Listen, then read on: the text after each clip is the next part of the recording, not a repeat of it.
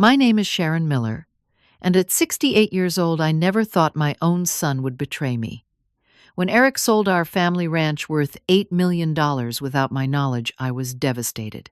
Then he handed me a check for $10,000 with a cold smile and told me to go live far away. What he never suspected was what I had secretly done just days before. The look on his face when he learned the truth was priceless. Before I tell you my story, where are you watching from today? Let me know and subscribe for more. The Miller family ranch wasn't just land and buildings to me. It was my heritage, my childhood, and the backdrop of every important moment in my life. My grandparents, Joseph and Eleanor Miller, established the ranch in 1943, during some of the hardest economic times our country had seen.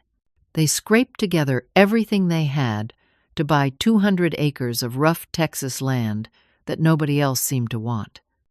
Grandpa Joseph always said good land just needs good people who understand its value. He was right.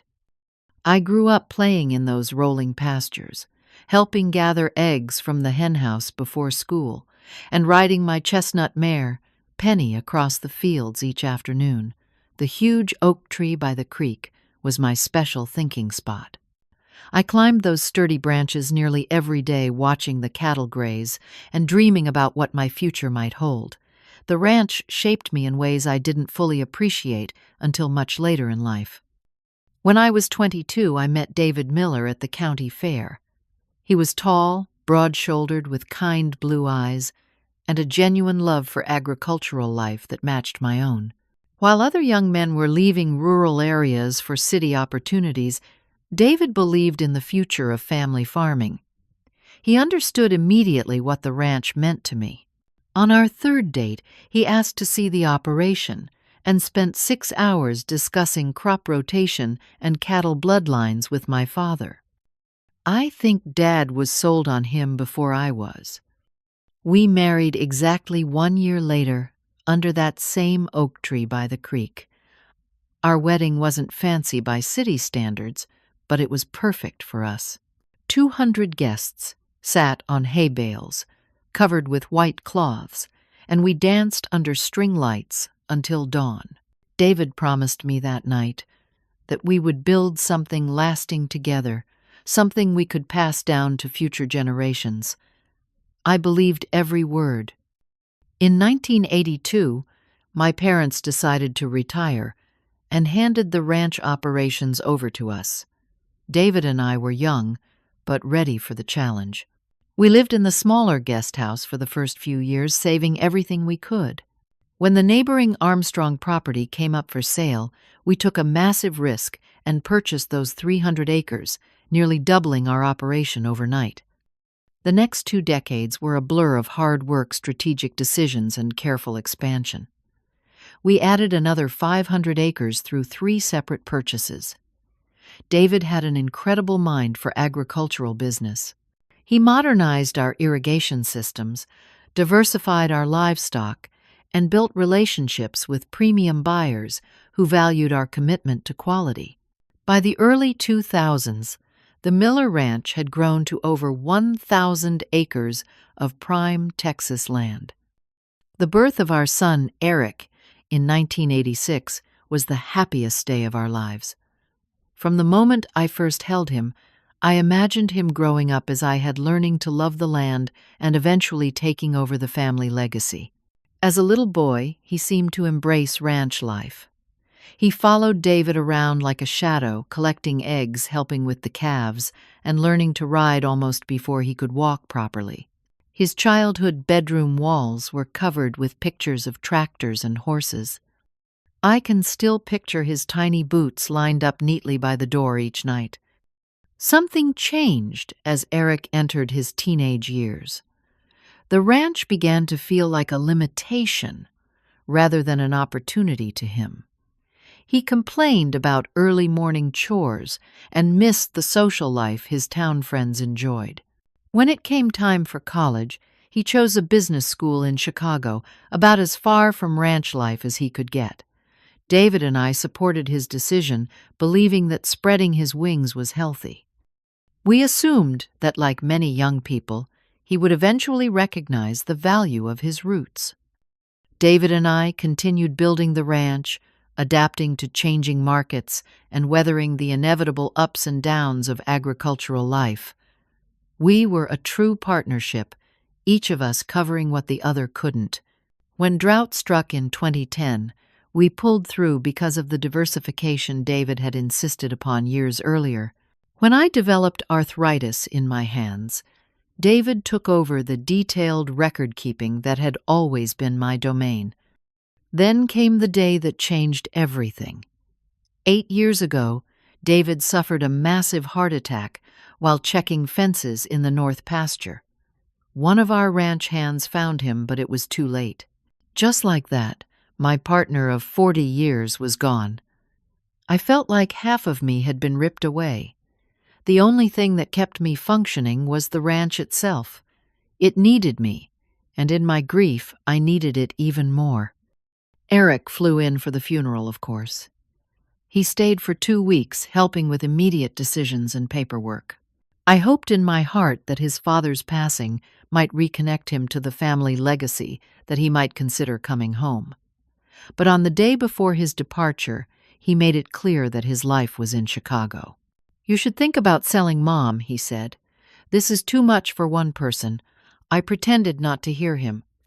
The years after David's death were the hardest of my life, but I refused to give up.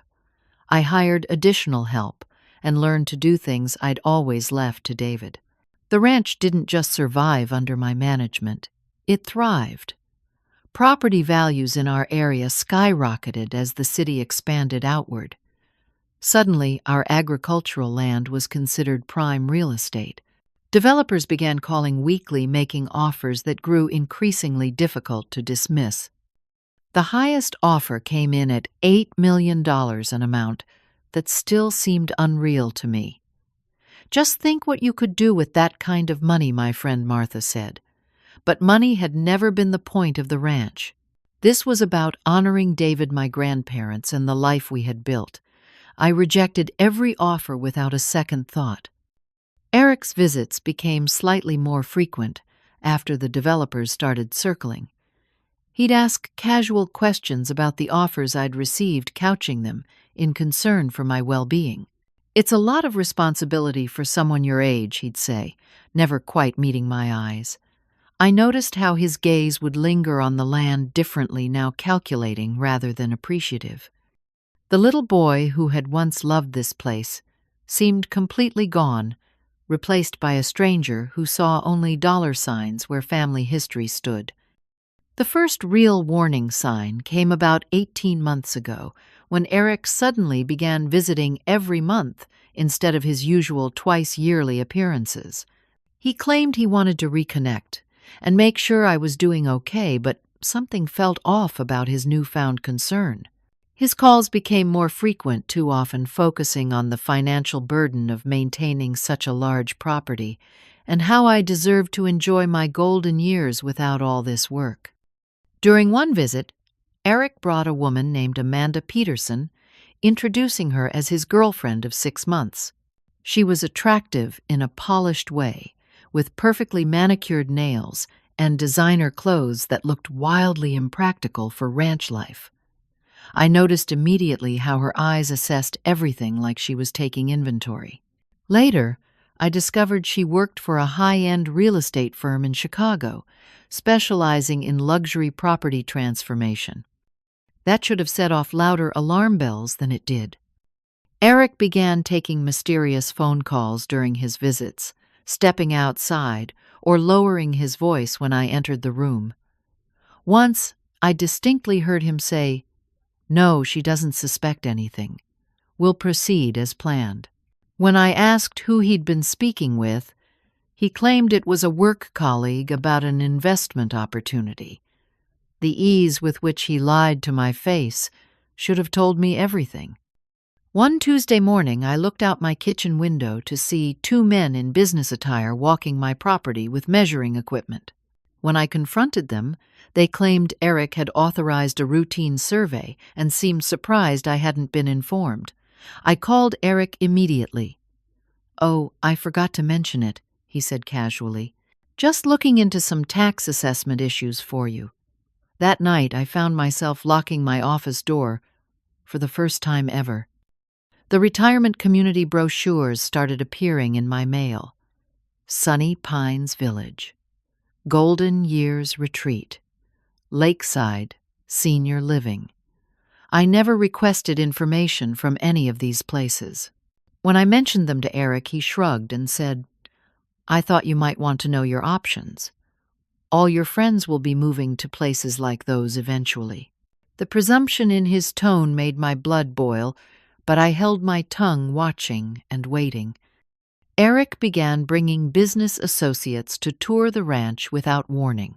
They would arrive in luxury SUVs, dressed in expensive suits despite the Texas heat, and speak in hushed tones while pointing at various sections of the property. When introduced to me, they would offer vague explanations about investment consulting or agricultural advisement. Not one of them knew the first thing about cattle or crop management when I asked specific questions. The summer before last, I experienced a minor health scare. What doctors eventually diagnosed as a mild stroke initially presented as confusion and slurred speech while I was in town shopping. After 2 days in the hospital and a clean bill of health going forward, I returned home to find Eric had already flown in and was organizing my affairs. He'd been through my filing cabinets and had a stack of papers requiring signatures for healthcare directives. Buried in the middle was a document granting him power of attorney. I pretended to be more affected by medication than I was saying I'd review everything when I felt better. Those papers mysteriously disappeared the next day. "I'm just worried about you being out here alone," Eric said over breakfast. "What if something happens and nobody finds you for days?" The concern might have seemed genuine if I didn't have 3 ranch hands working the property daily, a housekeeper who came twice weekly, and neighbors who checked in regularly. I was far from isolated, and he knew it. When Eric suggested setting up an office in the ranch house to help manage things, I reluctantly agreed, hoping to discover what he was really planning. Within days, he had installed a locked filing cabinet and a computer with password protection. When I entered the room one afternoon, I caught him hastily minimizing a screen, showing property parcels of our ranch with development sections marked in red. Just looking at some agricultural zoning issues, he claimed, quickly shutting the laptop. My neighbor and closest friend, Martha Wilson, stopped by one evening looking troubled. Cher and I saw Eric having lunch with Thomas Jenkins from Horizon Developments yesterday. They looked mighty friendly. Jenkins had approached me 3 times about selling the ranch for his planned luxury housing community. Each time I had firmly declined. When I confronted Eric, he dismissed it as a coincidence. Small-town mom. You run into people. The tension between us grew with each visit. Eric would make decisions without consulting me, like scheduling maintenance for equipment that didn't need repair or interviewing a financial consultant to review the ranch books. When I objected, he would sigh dramatically and say things like, "This is exactly why I'm concerned about your ability to manage all this." The gaslighting was subtle but persistent. The final red flag came when Eric installed what he called security cameras around the property. "For your protection," he insisted. I later discovered they were primarily focused on the main house and office areas, not the access points a security system would typically monitor. He was watching me, not protecting me. Throughout all of this, I maintained a calm demeanor, pretending to be oblivious to his machinations. Inside, my heart was breaking. The son I had raised, the little boy who once brought me wildflowers and trusted me completely, was now scheming behind my back. Whatever his plan was, I knew it involved my ranch, my home, and my legacy. I just didn't know how far he would go to get what he wanted. The morning I discovered exactly what Eric had been planning started like any other. I was checking emails at my kitchen table, coffee in hand, when a message appeared addressed to Eric, but accidentally sent to our shared family account. The subject line read Miller Ranch Closing Documents, and it was from someone named Michael Brennan at Horizon Developments. My hands shook as I opened the attachment.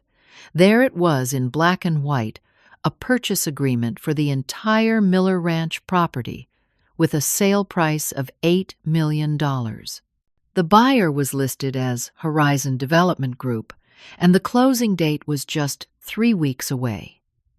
Most shocking of all, my signature appeared on the document, though I had signed no such thing.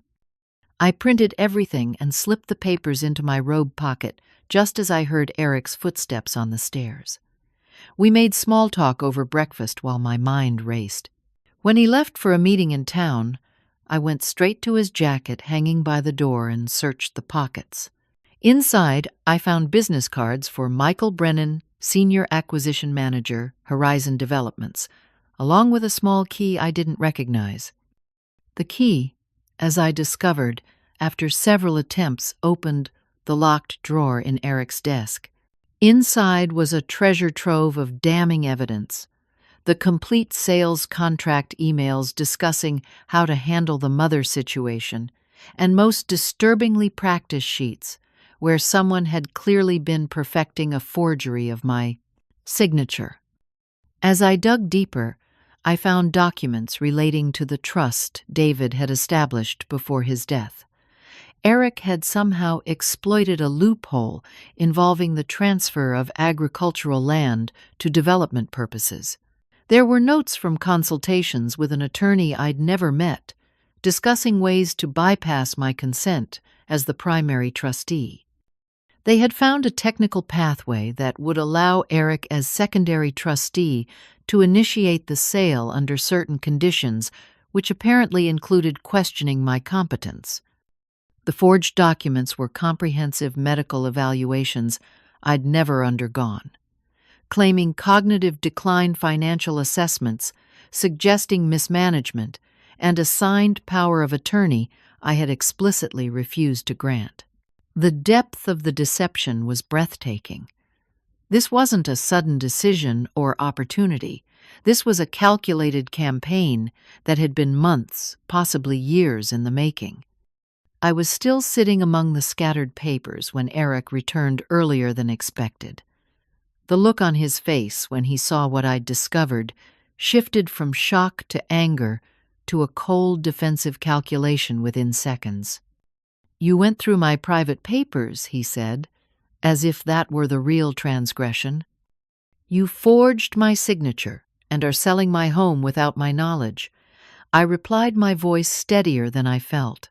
"I think that trumps your privacy concerns." Eric didn't deny anything. Instead, he sighed, as if I were being difficult about something trivial. "You can't manage this place anymore, Mom. I'm doing what's best for both of us. The property taxes alone are eating up the ranch's profit margin." "This ranch has been profitable every year under my management," I said. "The books prove it. This isn't about financial sense, it's about your greed." He flinched at that, but quickly recovered. "Horizon is planning a luxury housing development. They're calling it Miller Estates, so our name will still be attached to the land. Isn't that what Dad would want, for the family name to continue?" The audacity of this claim nearly took my breath away. "Your father wanted his grandchildren to grow up on this land, not for strangers to buy million-dollar homes where our cattle graze. How dare you invoke his wishes to justify this betrayal?" Eric's demeanor changed, then all pretense of concern falling away. "The deal is already too far along to stop. The paperwork is filed. Horizon has commenced their due diligence. This is happening whether you like it or not." "And what happens to me?" I asked, though I already knew the answer. "You'll be taken care of," he said dismissively. "There's a nice retirement community in San Antonio. 2 bedrooms, community activities, medical staff on site. Perfect for someone your age." And if I refused to leave my home, his eyes hardened. "You have 30 days to vacate after closing. That's generous, considering the standard is 2 weeks. You should be grateful." I stared at my son, trying to reconcile the cold stranger before me with the child I had raised. What had happened to him? Was this transformation my failure? As a mother, David's absence? Or had this capacity for callousness always been there waiting for opportunity? "Why?" I asked simply. "We're not struggling financially. The ranch is successful. Why would you destroy our family legacy for money you don't need?" Eric laughed, a short, harsh sound. $8 million, Mom. "Do you understand how much money that is? I could work another 30 years and never come close to that kind of liquidity. Why would I let sentimentality about some dirt and old buildings stand in the way of that?" In that moment, I realized that Eric saw no value in anything that couldn't be quantified in dollars. The rich soil that had nourished 3 generations, the barn where he'd learned to ride his first pony, the kitchen where I'd taught him to bake his father's favorite apple pie, the creek where he'd caught his first fish, all of it was just dirt and old buildings to him now. I felt an overwhelming wave of grief, not just for the impending loss of my home, but for the son I had clearly already lost long ago. Somewhere along the way, Eric had decided that wealth was the only measure of success that mattered. Everything else, including family loyalty, was expendable in pursuit of that goal. "Get out," I said quietly. "Mom, be reasonable. Get out of my house. Now. Or I'll call Sheriff Harding and have you removed." Eric left, but his parting words chilled me to the bone. "It won't be your house much longer. Start packing." I sat alone in the gathering darkness, surrounded by the evidence of my son's betrayal, feeling more lost than I had even after David's death. My husband's passing had been devastating but natural part of life's painful cycle. This betrayal by my only child felt like something outside nature itself, a fundamental violation of the most basic trust. As night fell completely, I moved to the porch rocker that had been my thinking spot since David died. The familiar creaking sound as I rocked became a metronome for my racing thoughts. The ranch stretched out before me in moonlight, generations of work and love contained in its boundaries. I couldn't let Eric destroy all of this, not without a fight. 1 week after I discovered the sale contract, Eric arranged what he called a transition meeting in our living room. He arrived with 2 men in expensive suits, whom he introduced as Mr. Brennan from Horizon Developments and Mr. Whitfield, his personal attorney. Amanda accompanied them, dressed as if for a corporate board meeting rather than a family discussion about an ancestral home. They had transformed my warm, lived-in space into something resembling a conference room. Eric had moved my quilted throw pillows and family photos to make room for laptops, document folders, and bottled water arranged with clinical precision. The presumption infuriated me, but I maintained a calm exterior as I took my usual seat in David's old leather armchair. Mrs. Miller, Mr. Brennan, began with practiced sympathy. "I understand this transition may be emotional for you. However, I assure you that Horizon Developments will honor the legacy of this property in our new luxury community." Eric jumped in before I could respond. "We've finalized all the paperwork, Mom. The sale closes next Tuesday." He spoke with the artificial patience one might use with a difficult child. "We're here to discuss your immediate arrangements and allowance." Allowance. I repeated the word, tasting bitter in my mouth. Eric nodded, and opened a leather portfolio, removing a check, which he slid across the coffee table toward me. $10,000 to get you established in your new situation. I've taken the liberty of reserving a unit at Sunny Pines Senior Living. They have an opening next month. I stared at the check without touching it. $10,000 for 68 years of life, for a property worth $8 million, for a family legacy spanning 3 generations. The insulting inadequacy of it struck me like a physical blow. That's quite generous, considering the circumstances, Mr. Whitfield added, adjusting his tie. Legally speaking, the property transfer could proceed without any additional compensation. I looked up sharply. What circumstances would those be exactly? Eric cleared his throat uncomfortably. The trust evaluation determined that due to your recent health issues and some financial management concerns, control of the estate has reverted to the secondary trustee, which is me. Health issues and financial concerns that were entirely fabricated, I said quietly. Mr. Brennan and Mr. Whitfield exchanged glances. Amanda suddenly became very interested in her manicure. Eric continued, as if I hadn't spoken. The $10,000 is a personal gift from me, not a legal obligation. Take this and go live far away from here. Start fresh, somewhere quiet. It's for the best, really. Then he added the final cruelty. Be grateful I'm giving you anything at all.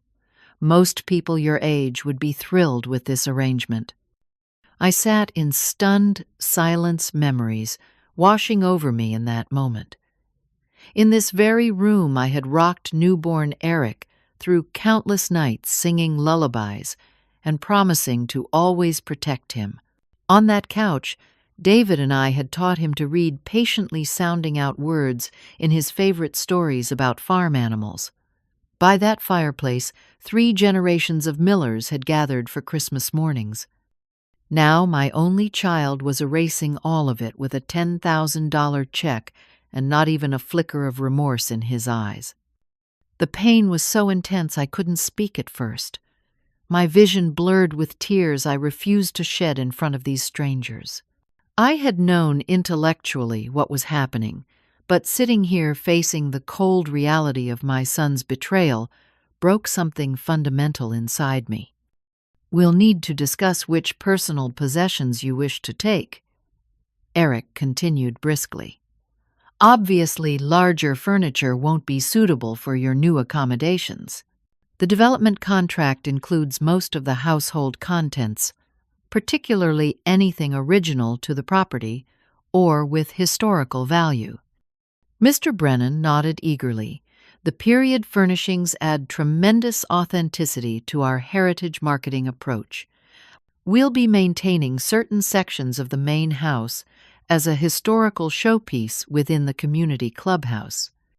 They continued discussing my home and possessions, as if I weren't present debating which items would best serve the aesthetic vision of the development. Eric mentioned that my wedding china would make an excellent display piece in the sales office. Amanda suggested that some of the family photographs could be tastefully reproduced for the community center walls. The bulldozers are scheduled to begin clearing the east pasture 3 weeks from Monday, Eric said, checking his calendar. We'll need the main house vacated by then. The casual mention of bulldozers destroying the meadow where I had played as a child, where Eric had taken his first steps, nearly undid me completely. I closed my eyes, struggling to breathe through the wave of grief. When I opened them again, I caught my reflection in the antique mirror above the fireplace. I looked small and old, diminished by circumstance. For a moment, I almost surrendered to the overwhelming force aligned against me, to the seeming inevitability of losing everything. Then I remembered, and as the memory surfaced, I felt a small, secret smile form at the corners of my mouth. Eric noticed the change in my expression and misinterpreted it entirely. His shoulders relaxed slightly, taking my smile as acceptance, perhaps even gratitude for his generosity. "I've arranged for a moving company next Thursday," he said, his tone softening with condescension. "They're experienced with senior relocations. They'll handle everything." He reached over and patted my hand with false compassion. "You'll be happier in a retirement community anyway, Mom. People your own age activities organized for you, no worries about maintenance or cooking. It's really for the best." I withdrew my hand from his and finally spoke, my voice soft but steady. "Is there anything else you wanted to discuss today, Eric?" He seemed pleased by my apparent compliance. "No, that covers everything for now. Just sign these final acknowledgement forms and we'll be set." I nodded placidly. "I think I'd like to rest now, if you don't mind. This has been quite a day." They gathered their papers, exchanging satisfied glances at how well I was taking the news. As they prepared to leave, Eric turned back with a final instruction disguised as concern. "Try not to worry about anything, Mom. It's all being handled. You just focus on packing your personal items. The movers will be very clear about what can and cannot go with you." I smiled again. The same small, secretive smile. "I'm sure everything will work out exactly as it should, Eric." He looked momentarily uncertain, perhaps catching something in my tone, but then dismissed whatever doubt had surfaced. With patronizing reassurance, he said, "Trust me, this is the right decision for everyone involved." After they left, I sat alone in the sudden quiet of my living room.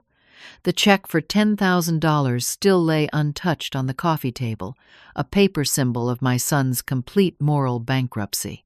Outside, the sun was setting over the hills that had been in my family for generations, painting the land in gold and amber that no developer's millions could ever truly purchase. I allowed myself exactly 5 minutes of tears. Then I picked up the phone. 6 months before Eric's betrayal became obvious, I had noticed small warning signs that something wasn't right. Mail I was certain I'd received went missing from my desk. Documents in my filing cabinet appeared slightly rearranged. Once I returned from town earlier than expected and found Eric hurriedly closing a drawer in my home office. "Just looking for Dad's old fishing license for a work thing," he'd explained vaguely. But David had never registered his licenses in our home office. Those had always been kept in his tackle box in the garage. The incident prompted me to check what exactly Eric had been searching for. I discovered subtle disturbances in the folders containing our property deeds, my will, and David's trust documents. Nothing was missing, but someone had definitely been through them recently. The realization sent a chill through me. My own son was investigating my assets behind my back. Rather than confronting Eric immediately, I decided to consult my old friend Thomas Parker, a retired attorney who had handled our ranch business for decades before his retirement. We met at his home, away from potentially prying eyes at the ranch. "Sharon, I don't want to alarm you," Thomas said, after hearing my concerns, "but there are some concerning vulnerabilities in your estate situation that someone with financial motivation might try to exploit." He explained that while David's will had been designed to keep the ranch in the family, certain provisions could potentially be manipulated, especially if someone were to challenge my competence or ability to maintain the property. The trust had been created when estate law was different, leaving loopholes that a determined person with legal help might find. "Who stands to benefit if the ranch were sold?" Thomas asked, though we both knew the answer.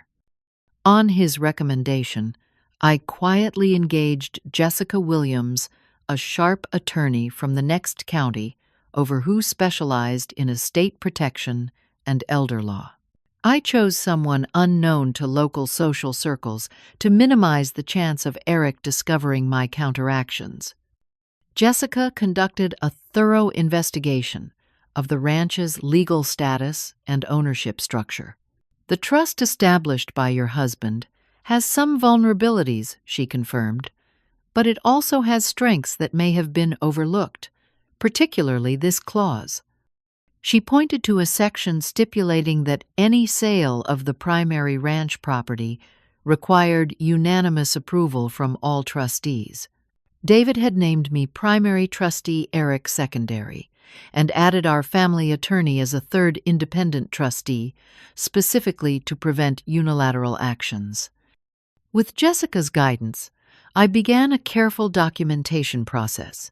I installed my own hidden cameras in my office and the living room, capturing several instances of Eric searching through my papers and making calls while explicitly mentioning plans to sell without my consent.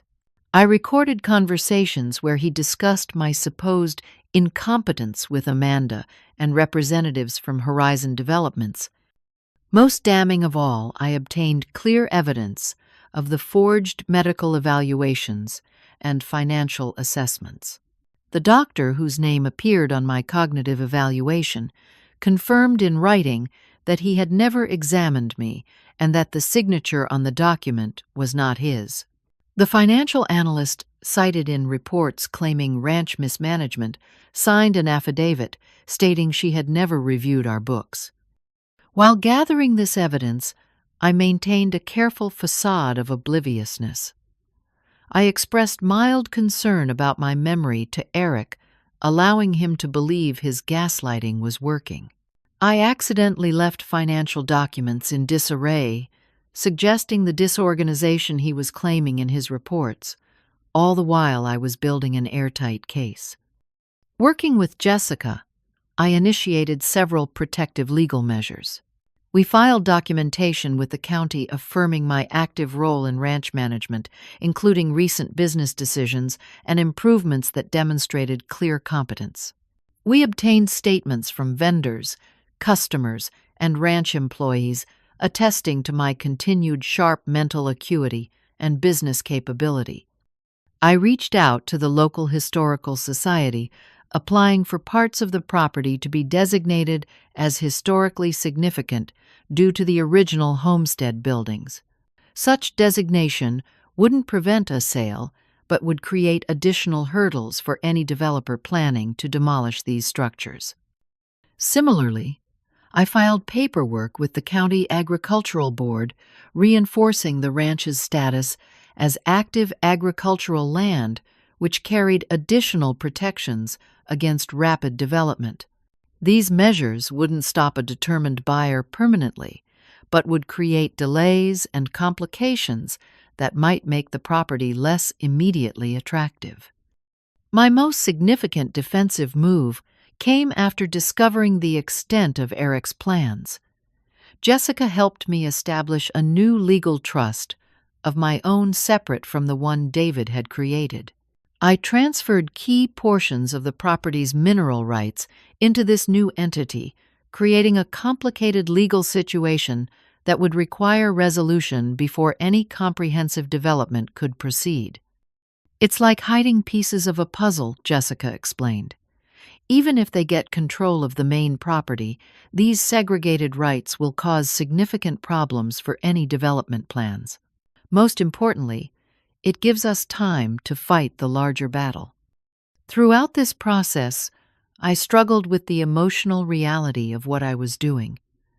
This was my son, my only child, the baby I had nursed and the boy I had raised. Every legal document I signed to protect myself from him felt like a failure as a mother. Had I done this? Created someone capable of such calculated betrayal, or had the world of high finance and status-seeking in Chicago transformed him into someone I no longer recognized? The preparation process wasn't just legal but also personal. I confided in a small circle of trusted friends, including Martha next door and several ranch employees who had been with us for decades. I arranged for secure storage of family heirlooms and irreplaceable personal items, quietly moving them off property to Martha's guest house. I updated my medical records with multiple doctors establishing clear documentation of my good cognitive health and decision-making capacity. I underwent a voluntary competency evaluation with a respected neurologist in San Antonio, whose detailed report confirmed my complete mental fitness. 3 days before Eric arrived with his transition team and insulting check, Jessica and I completed our final defensive action. We filed an emergency injunction against any sale or development of the Miller Ranch, citing fraud, forgery, and breach of fiduciary duty. The documentation included all the evidence we had meticulously gathered over 6 months. The timing was deliberate and strategic. By waiting until the last moment before filing, we prevented Eric or Horizon from having time to prepare counter-arguments or additional fraudulent documentation. The element of surprise would be crucial in the confrontation I knew was coming. The night before Eric's transition meeting, I sat on my porch watching the sunset over the land my grandparents had worked with their bare hands. I felt a profound sadness that family relationships could dissolve into legal battles and betrayal. Yet beneath the sadness was a steely determination that had carried me through widowhood and would carry me through this as well. Whatever happened next, I would face it with the same strength that had sustained 3 generations of Millers on this land. I owed that much to those who came before me, and to the legacy I still hoped might continue, even if not through my son. When Eric handed me the check for $10,000 with his condescending smile, something unexpected happened. I laughed, not nervously or hysterically, but a genuine laugh of someone who knows something others don't. "I don't think I'll be going anywhere, son," I said, setting the check aside without a glance. Eric's expression shifted from satisfaction to confusion. "Mom, we've been over this. The sale is final. The paperwork is complete." "Is it?" I reached for my phone and pressed a single button. "Jessica, they're all here. Would you mind joining us now?" Eric's confusion deepened. "Who's Jessica?"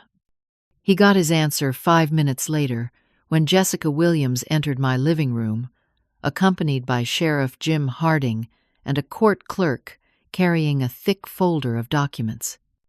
"Eric Miller," the sheriff asked, though he knew perfectly well who Eric was. "Yes." "What is this about?" Eric stood, looking between me and the newcomers. "I'm here to serve you with these papers," Sheriff Harding said, handing Eric a large envelope. "This is an emergency injunction halting any sale, development, or transfer of the Miller Ranch property, pending investigation into allegations of fraud, forgery, and elder exploitation." Eric's face drained of color as he tore open the envelope, scanning the contents with increasing agitation. "This is ridiculous. Mom, what have you done?" "What you should have expected me to do," I replied calmly. "Fight for my home." Jessica stepped forward every inch, the formidable attorney in her tailored suit. "Mr. Miller, I suggest you advise your clients." She nodded toward the stunned Mr. Brennan and Mr. Brennan. "Whitfield, that proceeding with any aspects of this sale would constitute contempt of court and could result in criminal charges." "There must be some mistake," Mr. Brennan began, rising to his feet. "We have all the proper documentation signed by Mrs. Miller herself." "You have forgeries," Jessica corrected, opening her briefcase and removing a folder. "We have affidavits from the doctor and financial analyst whose evaluations were falsified. We have evidence that Mrs. Miller's signature was forged on multiple documents.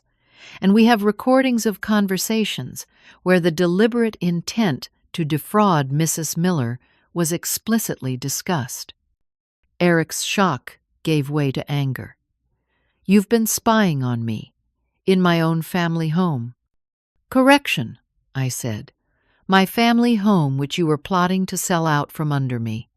And yes, after I found evidence you were searching my private papers and forging my signature, I took steps to protect myself." Sheriff Harding, who had known our family for decades, looked at Eric with undisguised disappointment. "Son, I've known you since you were knee-high to a grasshopper. Your daddy would be ashamed of what you've tried to pull here." Mr. Brennan turned to Eric, his professional demeanor crumbling. "You assured us you had legal authority to sell this property. You said your mother was cognitively impaired and that everything was properly documented." "He lied," I said simply. "My son has many talents. Honesty isn't among them, apparently." Amanda, who had been silent throughout, suddenly stood up. "I had no idea about any of this," she said quickly, gathering her purse. "Eric told me this was all above board, that you wanted to retire." She moved toward the door, pausing only to drop her engagement ring on the side table. "Don't call me," she told Eric before walking out. Eric's face had turned from pale to red with fury. "You have no idea what you've done. Do you know how much work went into this deal? The connections I've leveraged. My reputation is on the line." "And mine wasn't?"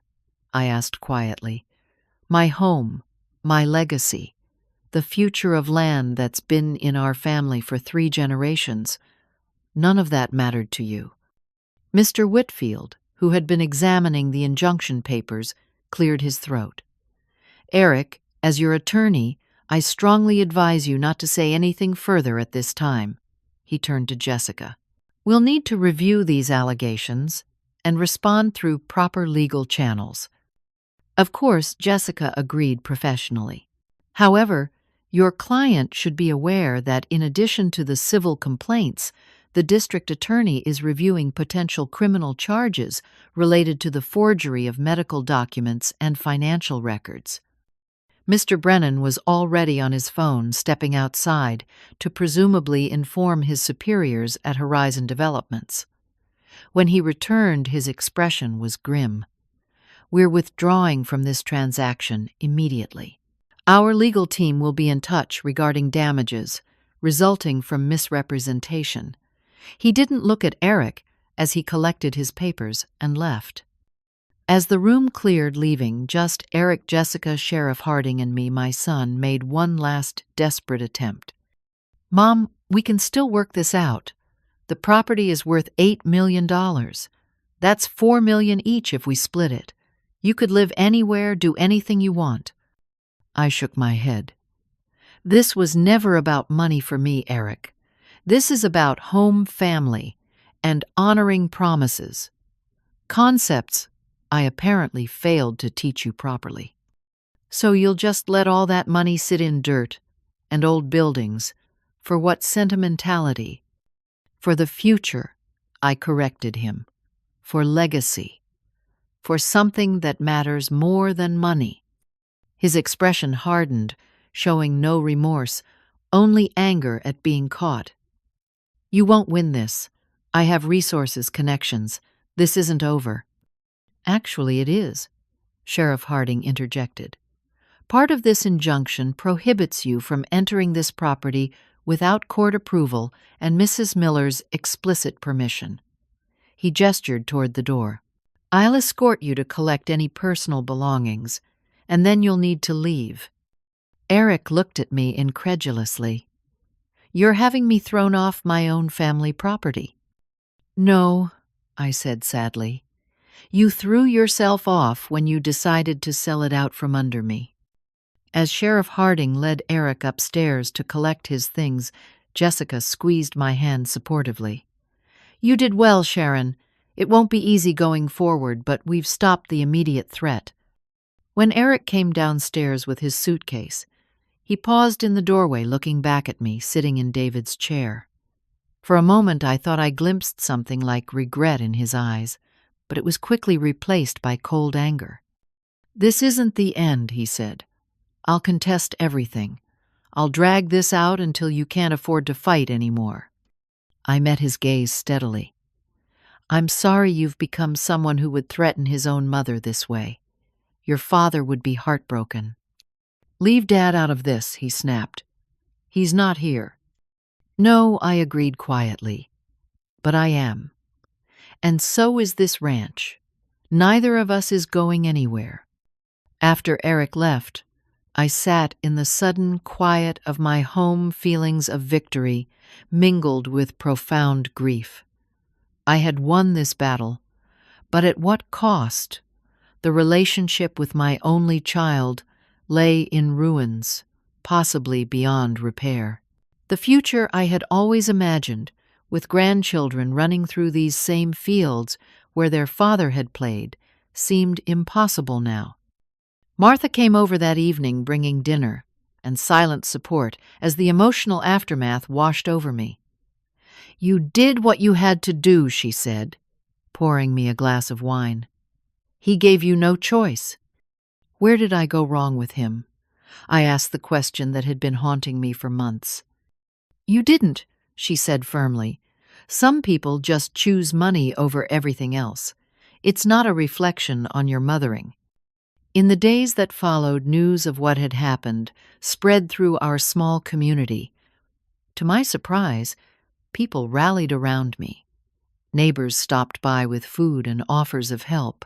Local businesses displayed small signs reading, "We stand with Sharon Miller." The County Historical Society fast-tracked the designation of our original homestead buildings as historically significant. Even more surprisingly, several executives from Horizon Developments reached out through Jessica, distancing themselves from the fraudulent transaction and offering to provide evidence of Eric's misrepresentations to them. Apparently, their legal team had advised full cooperation to avoid any appearance of complicity in elder exploitation. The victory wasn't without consequences. Eric made good on his threat to contest everything. Legal motions and counter-motions began flying back and forth. Each required attention, documentation, and legal fees. The emotional toll of fighting my own son in court was nearly unbearable at times. Yet, through it all, I found strength in the land itself, in the daily rhythms of ranch life that had sustained me through other crises. There was comfort in the sunrise over the east pasture, in the familiar sounds of cattle lowing in the morning, in the seasonal work that connected me to my parents and grandparents who had performed these same tasks on this same soil. 3 months after the confrontation in my living room, the court issued a final ruling in my favor, citing the overwhelming evidence of fraud and deception. The Miller Ranch would remain in my hands, protected by new legal structures Jessica had helped me create. Eric's attempts to challenge my competency were dismissed based on thorough medical and cognitive evaluations. When the final decision was announced, I took a long walk to the old oak tree by the creek, the thinking spot of my childhood. Sitting on its gnarled roots, I finally allowed myself to fully grieve, not just for the relationship lost with my son, but for the future that would now take a different shape than I had ever imagined. The ranch had been saved, but the family it was meant for had broken apart. The first months after the legal battle ended were the hardest. Every corner of the ranch held memories of Eric as a child, creating a constant ache that followed me through my days.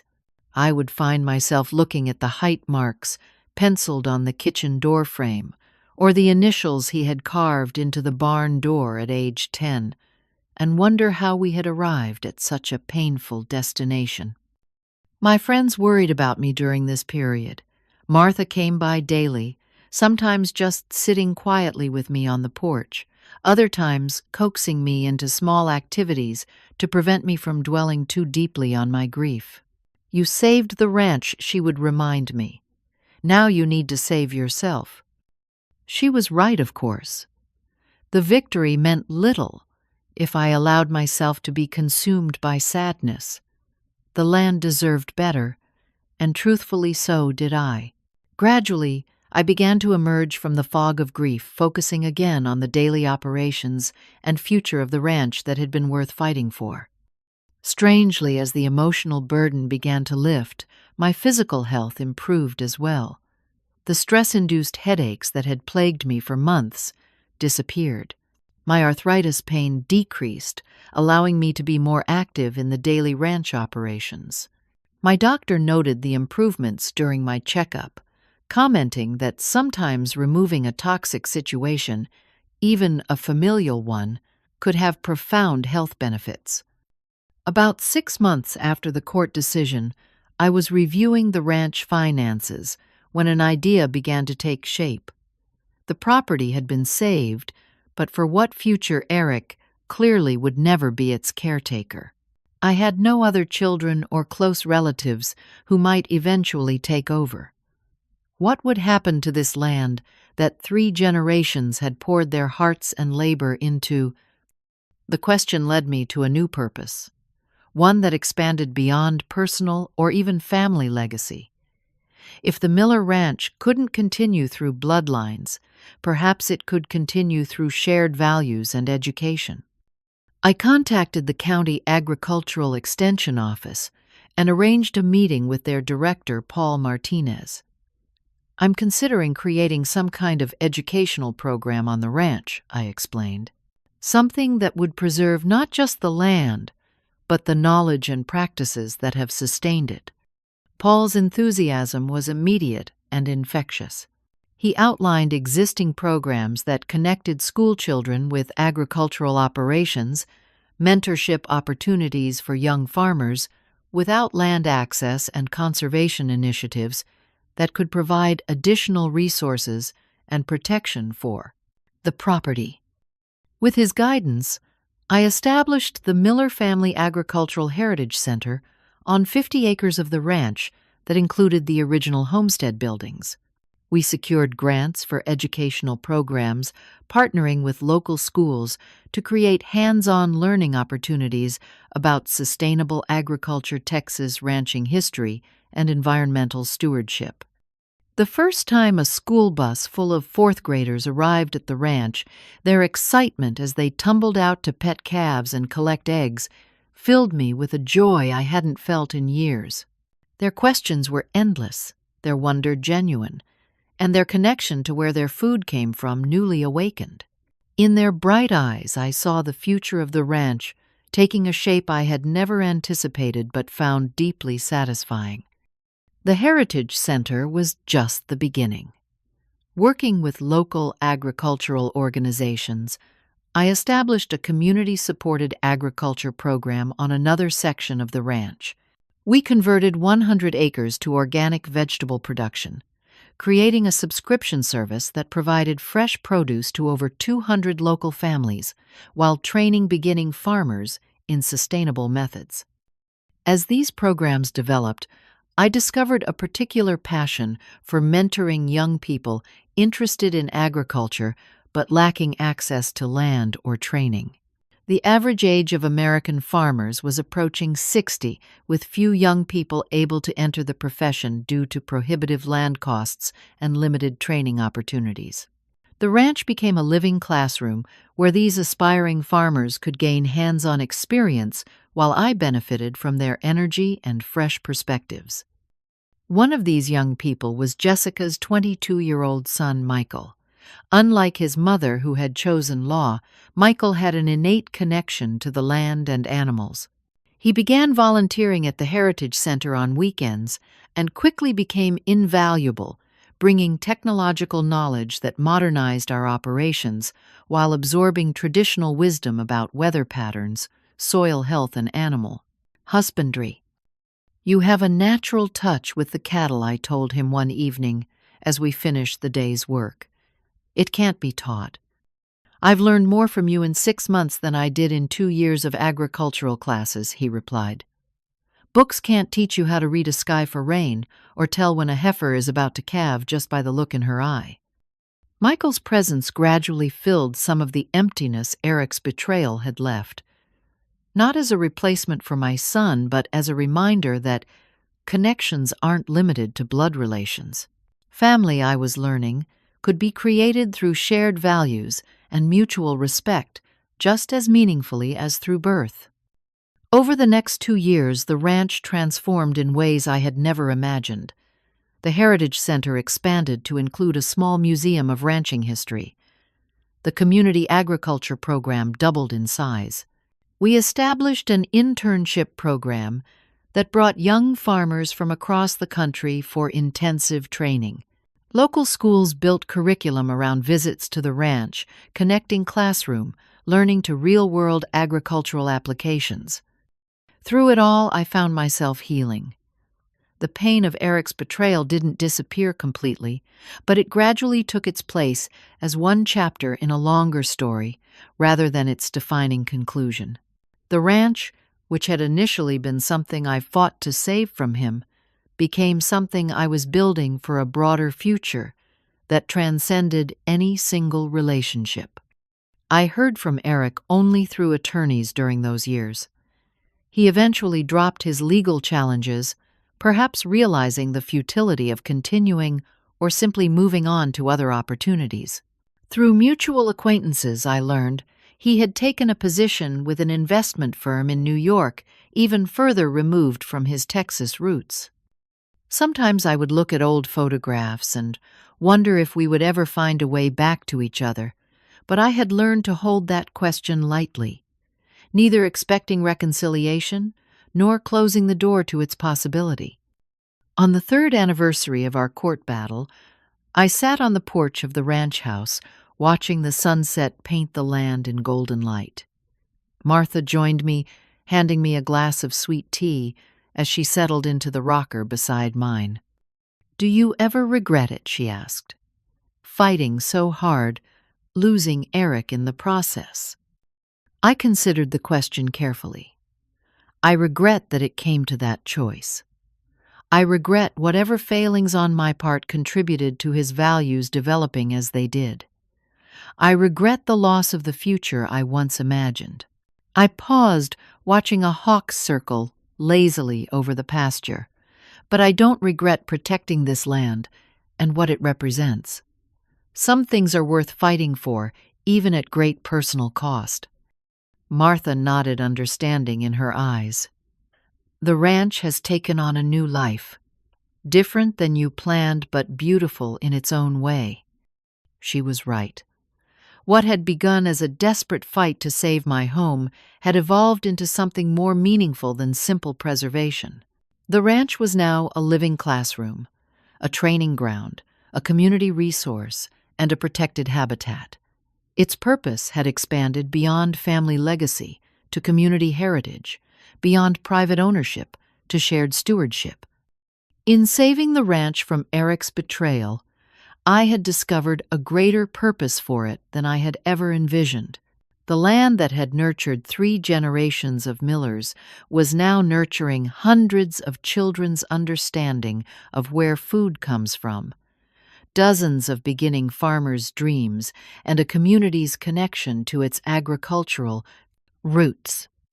As for me, I had found healing not in forgetting the betrayal, but in creating something meaningful from its aftermath.